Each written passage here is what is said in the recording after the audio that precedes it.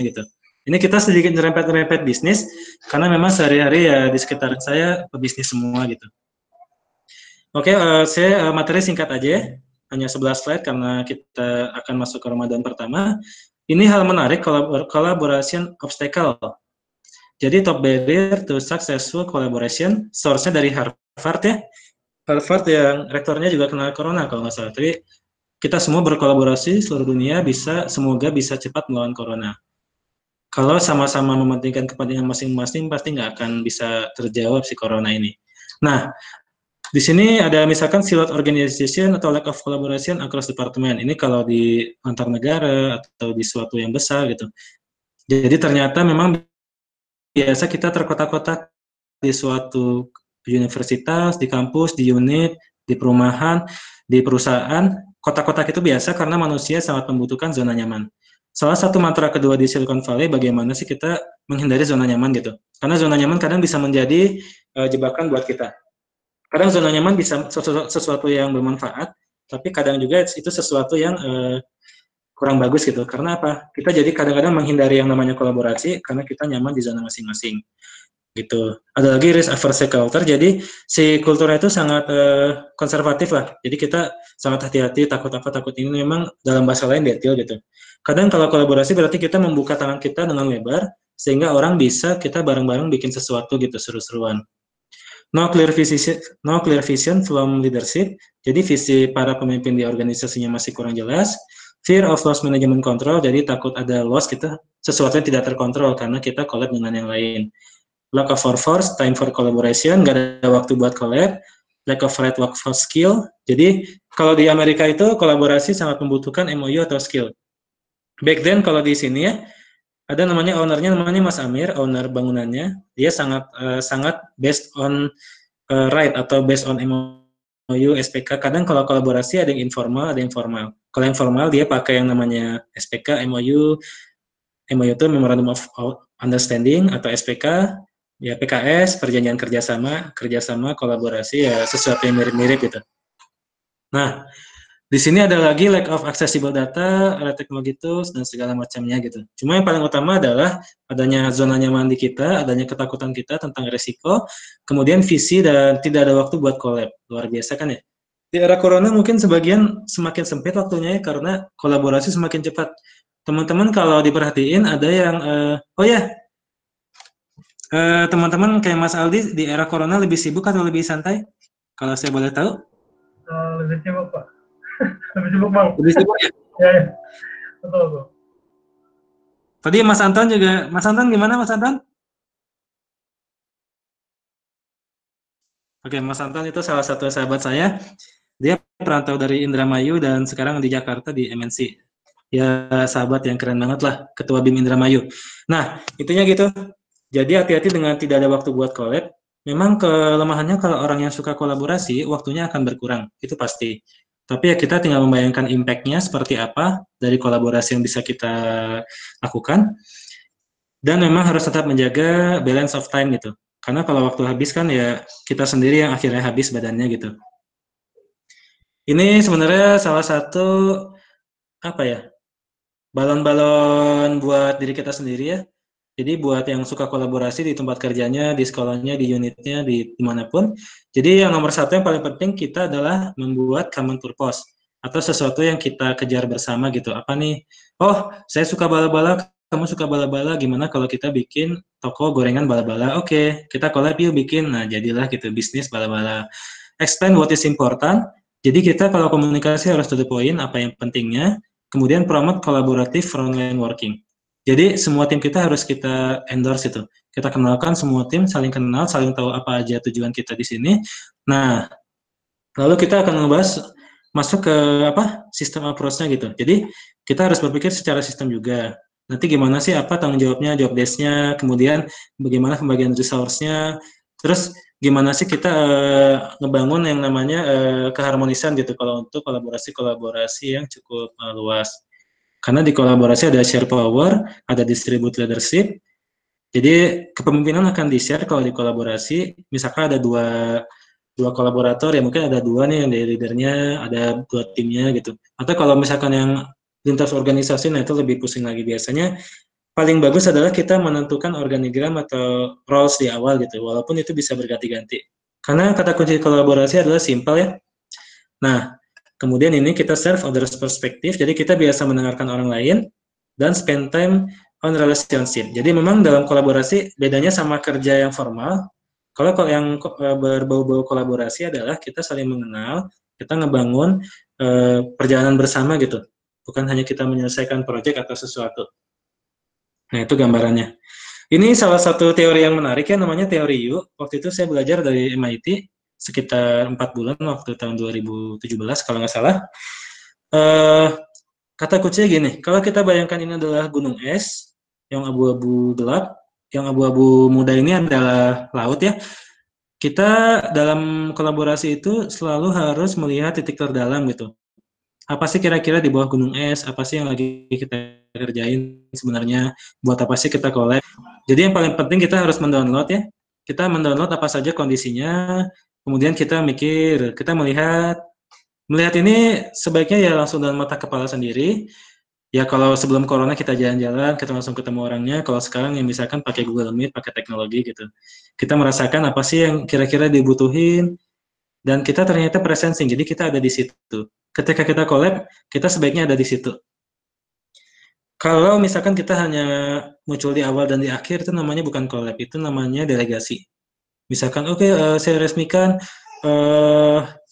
gugus penanganan corona di Kecamatan Bandung misalkan. Wah, oke, jalan kalian guys, ini dananya 500 juta. Sebulan kemudian, oke, saya terima laporannya. Nah, itu bukan kolaborasi ya, itu lebih ke delegasi. Jadi memang dia ada kolaborasi mungkin 1% gitu. Tapi sesuatu kolaborasi adalah kita ikut terlibat di situ dari awal sampai akhir, walaupun kita tidak harus selalu mengerjakan segalanya gitu. Kita biasa delegasi, berbagi tugas biasa, tapi kita ada di situ. Sehingga kita bisa mengkristalisasi semua dari insight-nya, terus kita bisa merencanakan yang berikutnya apa gitu kira-kira. Karena kolaborasi itu sesuatu yang mengalir. Kalau kita biasa collab ya, dari hari ke hari semakin kerasa semakin kencang gitu, seru. Kalau buat yang udah ngerasain namanya dunia collab itu seru banget. Oke, ini adalah mantra yang paling perlu diingat ya. Oke, waktu saya mungkin sekitar 3 menit lagi. How might I help you? Apa yang bisa saya bantu untukmu gitu. Jadi kalau kita ketemu teman, guys, gue bisa bantu apa nih? Gue lagi nganggur gitu. Collab yuk bikin sesuatu gitu, misalkan bikin video, bikin apa, anything. Karena collab itu bakal kerasa seru ya, kalau sudah jadi dan selama prosesnya. Apalagi misalkan kita yang suka kenalan, collab sama orang-orang baru, misalkan kalau dari SMP ke SMA, SMA universitas, pindah-pindah kerja, itu sesuatu yang menarik. Jadi kolaborasi itu bikin dunia ini menjadi lebih seru, lebih cerah lah gitu. Wah, kalau mikirin karir terus. Nah, kalau karir pakai kolaborasi, itu sesuatu yang seru juga. Jadi kita bisa ngebangun environment kerja kita dengan baik dengan prinsip-prinsip kolaborasi. Ini kalau basic fundamentalnya tadi kalau teori dari MIT agak sulit, ini namanya design thinking, sangat bagus buat salah satu tools dasar berkolaborasi gitu. Jadi yang paling kiri kita berempati dengan keadaan atau kita pakai hati gitu. Apa nih yang lagi masalah yang lagi mau kita pecahin. Empati itu bermacam-macam, beragam, bisa sangat sederhana, satu kalimat, bisa satu paragraf, bebas.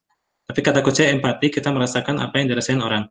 Nah, kalau ini sudah bisa dicapai, kolaborasi itu sangat sangat mengalir. Nanti kita define apa yang mau kita lakuin, kita ideasi, mau gimana aja, kita bikin rencananya gimana, dan kita testing, dan lalu kita jalani gitu sih kolaborasinya. Ini design thinking dipakai di berbagai macam di dunia, di dalam bisnis, dalam kesenian, bahkan dalam kolaborasi. Ini ditemukan di Stanford. Jadi kalau tadi kita bahas Harvard, MIT, Stanford memang salah satu puncak-puncaknya ilmu sosial di dunia. Nanti kalau teman-teman penasaran bisa googling atau bertanya. Dan ini mungkin slide terakhir yang cukup menarik ya, bagaimana collaboration with enemy. Nah, ini ditulis oleh Adam Kahane, How to work with people you don't agree with or like or trust. Nah, ini menarik. Jadi memang kalau teman-teman sudah mempelajari semua seni kolaborasi yang tadi, PR terakhir adalah bagaimana kita bisa kolaborasi dengan enemy. Karena zaman sekarang zamannya kolaborasi bukan kompetisi, kalau kata orang seperti itu. Bahkan mungkin dengan enemy, mungkin dengan mantan, dengan apa ya. Wah, gimana kolaborasi dengan mantan? Itu sesuatu yang menarik gitu. Misalkan ya mantan kerja, mantan mungkin dulunya musuhan gitu waktu kuliah. Time flies ya guys, jadi waktu akan berbicara. Kata kuncinya kembali ke awal tadi, ketika kita ada kesamaan visi, kita mementingkan apa yang ada di depan kita, impact apa yang bisa kita lakukan buat orang banyak. Jadi memang kolaborasi itu bisa mengalahkan ego-ego daripada keseharian kita. Tapi memang kata kunci dari sini, ini PR yang paling menarik dalam kolaborasi adalah bisa jadi ada orang-orang yang tidak cocok dengan kita secara personality mungkin atau secara latar belakang sehingga memiliki resiko yang tidak bisa kita tanggung. Jadi kalau kita bicara risk management, resiko ada yang bisa kita tanggung, ada yang di luar kemampuan kita. Nah, mungkin kalau itu penutup dari saya, kolaborasi kalau dalam perspektif bisnis 50% dari kesuksesan bisnis adalah resiko gitu, resiko yang bisa kita atasi semua dan kita yakin jalan. Nah, ketika kolaborasi kita tahu yang di depannya itu bisa buat collab, ya bisa diajak collab, esoknya langsung jalan, dan gitu semuanya jalan, seru.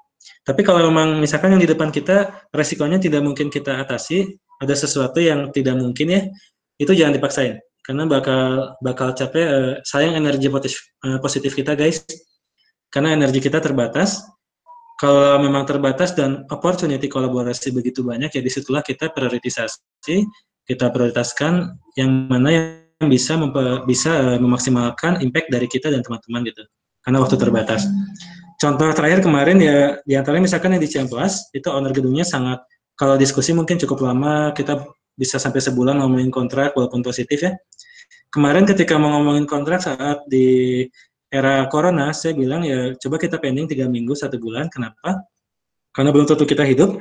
Ya mungkin baiknya izin, misalkan saya sama teman-teman fokus di program donasi dulu gitu. Baru setelah itu kita obrolin. Walhasil si donasinya jadi selama 3 minggu, energi positifnya kepake, dan setelah itu kita ngobrolin corona pun, the new kontrak kolaborasi pun santai dan selesai gitu. Itu kira-kira guys, materi dari saya mungkin cukup singkat ya. Memang tadi ada banyak pertanyaan dari teman-teman sebelum masuk ke sini pada japri-japri, tapi menarik. Mungkin saya kembalikan ke moderator, itu sedikit materi singkat dari saya. Buat siapapun yang mau yang penasaran itu ya bisa kontak saya di sini, Instagram saya atau nomor HP saya ini.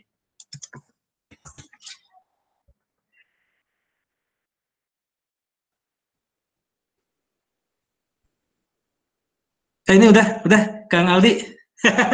Oke, sudah Bang ya? Saya taruh di chat aja, saya taruh di chat. Saya kira tadi masih ada ini. Tapi kelihatan kan ya tadi ya?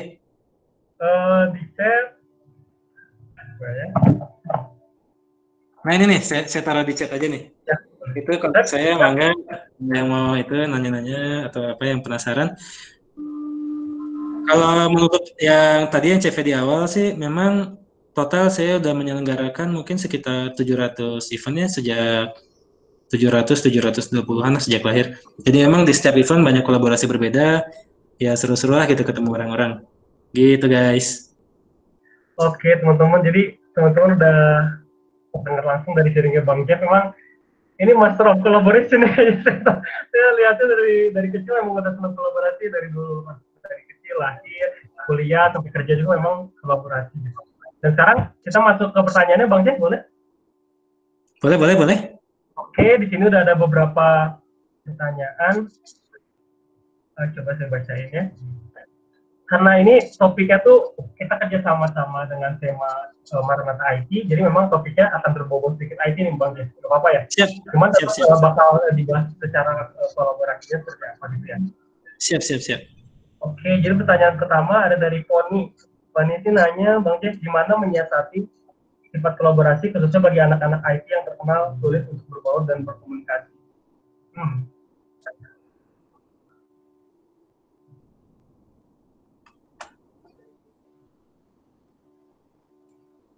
Siap, mungkin saya ulang pertanyaannya Kang ya?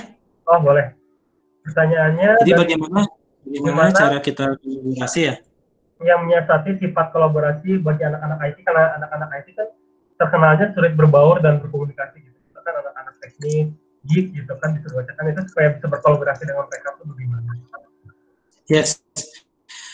Jadi kalau tadi kita kembali ke CV sedikit, yang tadi saya, ini kelihatan ya videonya? Siap. Nah, jadi kalau kembali ke CV yang tadi, sebenarnya gimana caranya kalau anak-anak IT ya?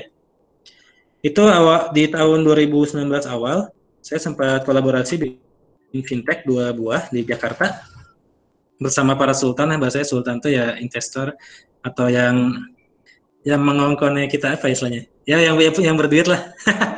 Nah, di situ apa? Di situ yang menarik adalah kolaborasinya besar ya dengan 150 orang di satu gedung itu. Dan dalam waktu 6 bulan kita jadi bikin suatu fintech. Fintech itu teknologi finansial yang mana ya IT banget lah kita.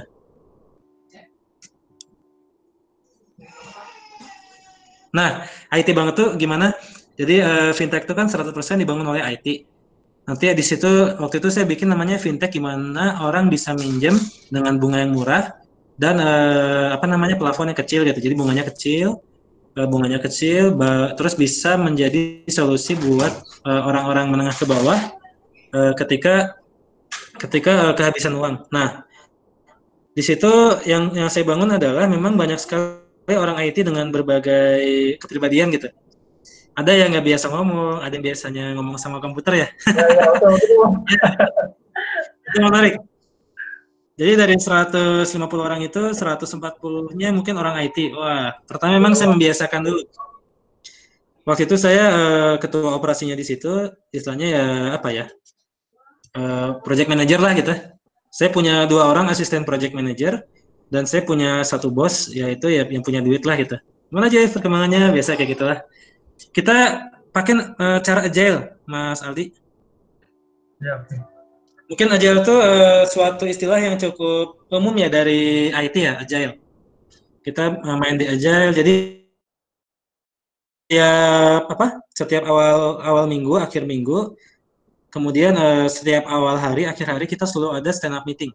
Meeting yang sangat singkat, di mana kalau stand up meeting kita bicarain kerjaan sangat singkat, what to do, what next, apa yang sudah, apa yang belum. Nah, kalau di agile tuh kita membiasakannya orang. Jadi kita fokus pada pekerjaan, bagaimana kita bisa berlari dengan kecepatan masing-masing. Kalau ada yang terlambat, bagaimana kita bisa menyiasatinya. Ternyata ada teman-teman memiliki kekuatan di beberapa titik gitu. Jadi ada yang kuat di A, B, C, D. Nah, itulah sesuatu yang sebaiknya dipahami oleh misalkan kita kalau sebagai leader atau sebagai tim, oh teman kita bisanya ini, kita kalau kita bisanya nyangkul, jangan kita disuruh nyuci gitu misalkan kayak gitu. Kalau kita bisanya PHP, jangan disuruh pakai React Native atau Ruby kan bingung ya. Nah gitu. Atau misalkan kita biasa pakai ada toolsnya yang menarik namanya Jira. Nah, yang paling menarik adalah 3 minggu awal dari 6 bulan itu yang saya lakuin cuma kenalan. Jadi ya bikin planning apa, diskusi gimana bagusnya. Tapi 80% yang saya lakuin kenalan. Kenalan tuh gimana? Tiap hari ya saya pindah-pindah meja, terus kadang makan bareng sama siapa gitu. Kadang ada yang makan yang ngumpet ya saya samperin, ngelesehan bareng gitu. Ini kalau ngebayangin Jakarta jadi suka ada ruangan-ruangan tempat sebat-sebat lah gitu. Akhirnya bisa kenal semua dari yang suka nongkrong depan komputer. Kalau yang depan komputer saya bicaranya to the point ya. Gimana bro? Ini master, wah biasa semangat ngejelasin technically banget. Oke, saya dengerin. Tapi emang semua in context, jadi tugas kita sebagai yang di tengah, sebagai kolaborator adalah menyambungkan komunikasi dari semua tim yang ada di situ. Tim yang besar ya, kalau itu 150 orang.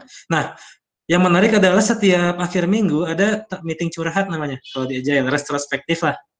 Kita nggak ngomongin kerjaan guys, jadi kita curhat, pizza gitu, pizza kita keluarin, sehingga ketika liburan tuh kita bahagia, Senin sudah full energi lagi buat memulai yang baru gitu. Sabtu Minggu kita sepakati nggak ini tidak ada WhatsApp. Jadi silakan liburan, tes gitu. Senin udah ngebut lagi. Jadi kalau Jerman sangat terkenal ya secara engineering, mereka sangat efektif waktu. Dari awal sampai misalkan masuk jam 8, beres jam 5 sore, atau jam 9 sampai jam 5, ada yang jam 9 sampai jam 4 itu full kerja dan kolaborasi ya. Tapi di luar itu kita sudah fokus di yang lain. Nah, itu kata penting dari kolaborasi itu kita bisa memisah-misahkan dari waktu dan responsibility gitu. Tapi emang kadang kalau di sini agak nyampur-nyampur bisa juga. Semua disepakati di awal. Kata kuncinya kalau sama orang IT itu ya kita saling memahami, gimana cara memahami ya kita ngobrol santai gitu. Alokasikan tadi 20% waktu di awal, misalkan sebulan ya berarti mungkin 2 minggunya buat kenalan ngobrol. Nggak mungkin lah kalau kita belum kenal bisa, ya bisa sih collab, cuma kalau lebih kenal bisa lebih cepat gitu. Kenalan macam-macam ya, kenalan ala IT ada, kenalan ala orang sosial, nah, kan beda-beda ya. Nah itulah, tapi memang kalau teman-teman banyak yang nggak, misalkan defensif waktu kenalan, itu jangan kita paksain.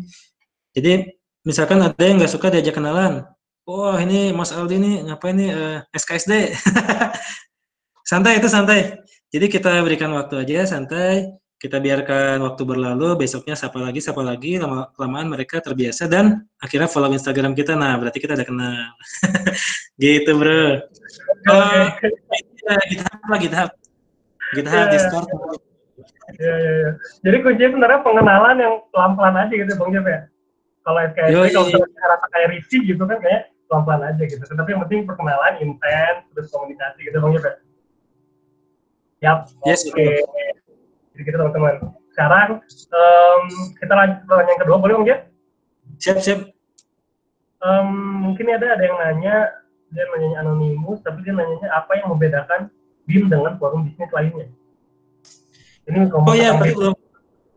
belum pernah BIM. Ya, ya. Ya tadi sebagai teman-teman yang hadir anak BIM saya lihat kalau BIM itu forum bisnis yang sederhana, jadi itu tempat nongkrongnya para pebisnis muda gitu, ataupun yang lagi belajar bisnis, biasanya mahasiswa bisnis ataupun yang baru coba-coba buka. Member BIM itu dari mahasiswa sampai ke pemuda desa juga ada yang datang ya. Intinya kita belajar bareng.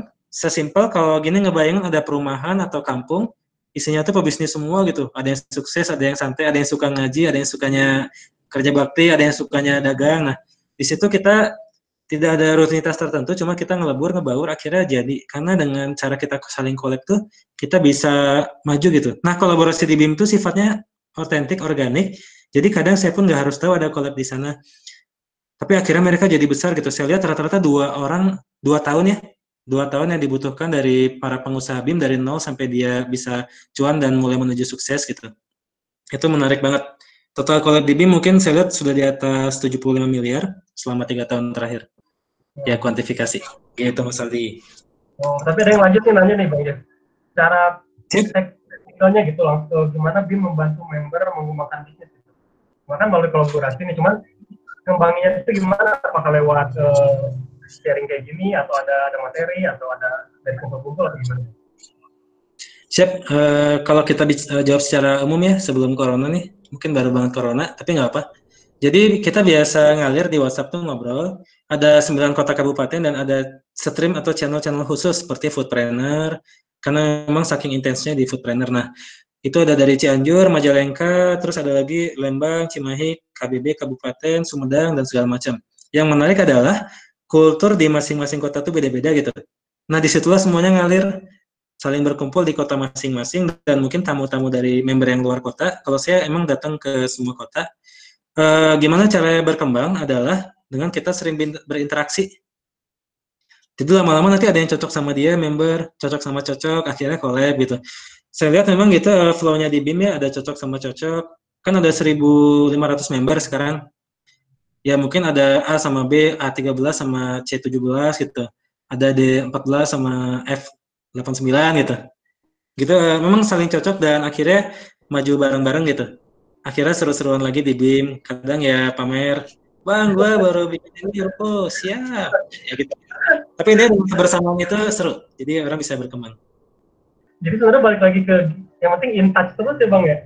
Terus aja connect, komunikasi in touch terus gitu kan jadinya. Ya betul, komunikasi lah. Ya, oke. Jadi kita teman-teman kalau misalkan ada yang di sini yang mau bangun usaha atau udah punya usaha mau masuk BIM bisa langsung aja kontak ke Bang Jeff gitu. Sekarang terakhir Bisa, deh Bang, pertanyaan terakhir. Saya juga nanya ini tadi dari Bang Jeff sharing gitu, saya nanyain hal ini juga sih.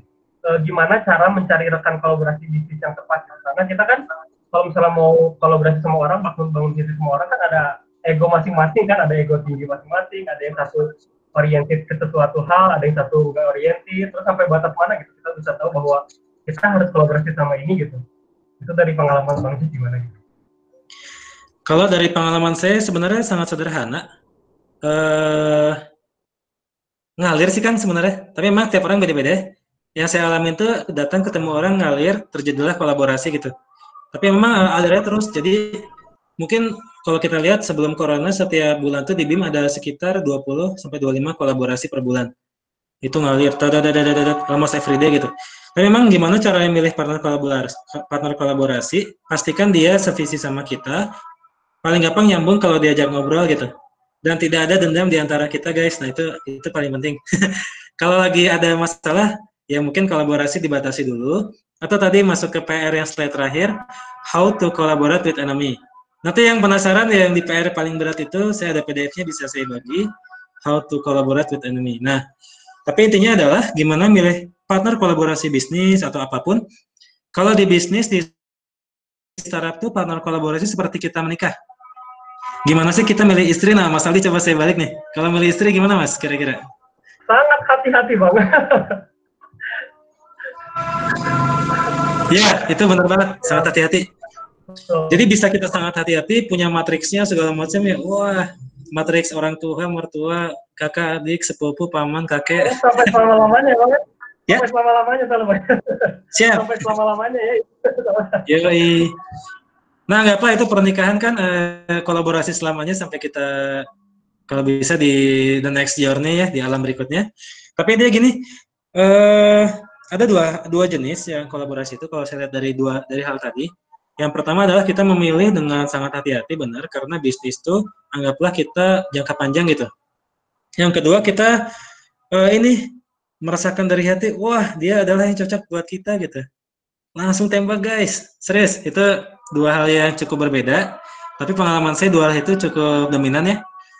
Antara kita selektif memilih partner bisa untuk hal-hal yang hati-hati, tapi kadang ada hal-hal mengalir yang menurut feeling kita, teman kita teh cocok yang itu, cobainlah gitu. Tapi memang kata kuncinya dalam kolaborasi kita jangan PHP, jangan ngejual mimpi. Kenapa? Karena kalau mimpi kita tidak tercapai, saling kecewa, nanti malah musuhan gitu. Itu kata kuncinya, jadi stay low, kita dahulukan impact daripada kebanggaan atau sesuatu yang sifatnya masih wacana gitu. Hindari wacana. Kalau kolaborasi kita fokus pada gimana caranya kita bisa kolaborasi dalam waktu tertentu, selesai kolaborasinya dan memang semua pihak bahagia gitu. Itu kalau kembali ke agile yang tadi namanya project management. Jadi kolaborasi itu kita apa yang kita kolaborasiin, kapan waktunya, seberapa jauh, bendanya apa, siapa aja yang terlibat, kapan kita terminasi. Misalkan kita kolaborasi 2 bulan, oke 2 bulan, tes gitu. Jadi kalau ada time limit itu menarik. Nah itu yang hati-hati guys kalau di bisnis, kalau nggak ada time limit, nggak ada rules di awal, kita bisa tergantung di kolaborasi yang menggantung gitu. Dalam bisnis, dalam kelompok apapun ya, biasakan kalau mau pakai project management itu enak. Gitulah guys, jadi antara tadi pakai insting, feeling, atau kita memilih dengan penuh kehati-hatian gitu. Dua-duanya berlaku. Tapi pastikan tidak ada dendam di antara kita guys. Gitu Mas Aldi. Oke. Jadi yang penting jangan ada PHP ya Bang ya. Iya jangan PHP juga kalau collab. Sebisanya aja yang kita bisa. Bisa aja dari hati, let it flow lah ya Bang, let it flow gitu. Oke. Jadi teman-teman, sepertinya karena waktu sudah menunjukkan jam 17.51, jadi kita akhiri aja ini bicara kali ini. Untuk yang mau kontak lebih jauh ke Bang Jeff, saya boleh langsung lihat aja di komennya, ada nomornya dan juga ada Instagramnya. Jadi kayaknya kita akhiri aja di sini itu karena udah 17.51. Sekali lagi terima kasih untuk Bang Jeff untuk waktunya. Semoga kita bisa terus kolaborasi, teman-teman yang lain juga mau kolaborasi bisa datang ke Bang Jeff dan juga ke BIM gitu. Oh ya Mas Aldi. Ya, oke. Coba kita tes selfie. Halo. Oh iya boleh. Tes selfie boleh nih. Gimana? Terbaru. Saya Ini saya tunjukin. Mungkin saya present biar kelihatan si layarnya ya. Oke. Saya present. Your entire screen. Udah kelihatan layar saya kan? Belum, Pak. Belum ya? Sebentar. Ini memang fitur baru yang menarik. Jadi di Google Meet kita bisa selfie dengan gratis ya. Bentar, saya klik ini, your entire screen. Oke. Oh ini ada, sudah mulai muncul. Oke. Udah kelihatan kan?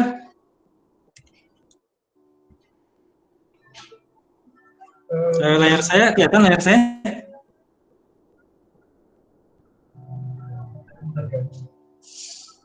Ada kelihatan ya layar ya?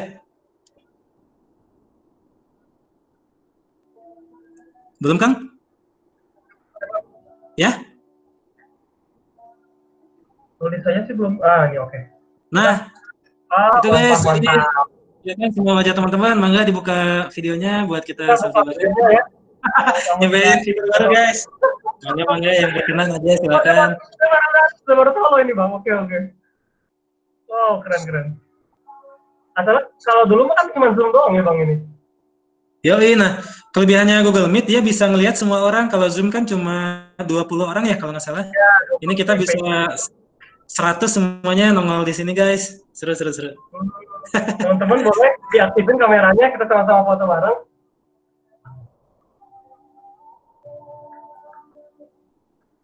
Oke.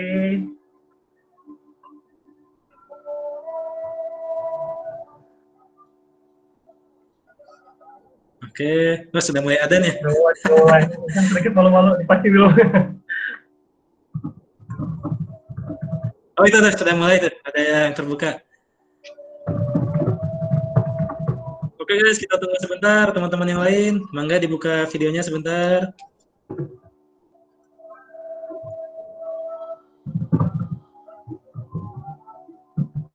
Wah seru tuh, daripada nongol. Oke.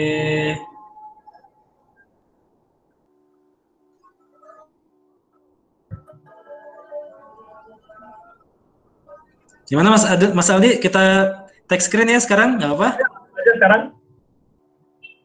Siap, sebentar.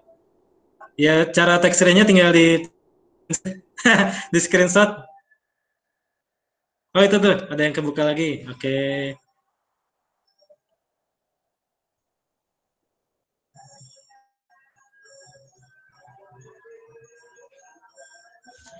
Oke guys, cukup kita ini. Kita sudahi sesi sore ini, Mas Aldi. Gimana?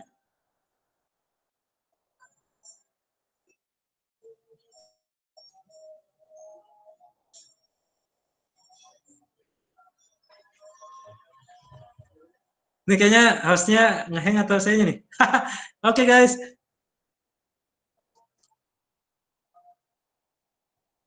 Halo. Kayaknya ngeheng di situ. Oke. Thank you Mas Felix. Iya. Mungkin nanti ya kita oh nih udah pada muncul. Oke. Cukup. Kayaknya disconnected. Iya, disconnected. Aman. Ya sudah. Thank you guys semuanya guys. See you later. Thank you Bang. Sukses terus. Thank you. Yoi, sukses semuanya.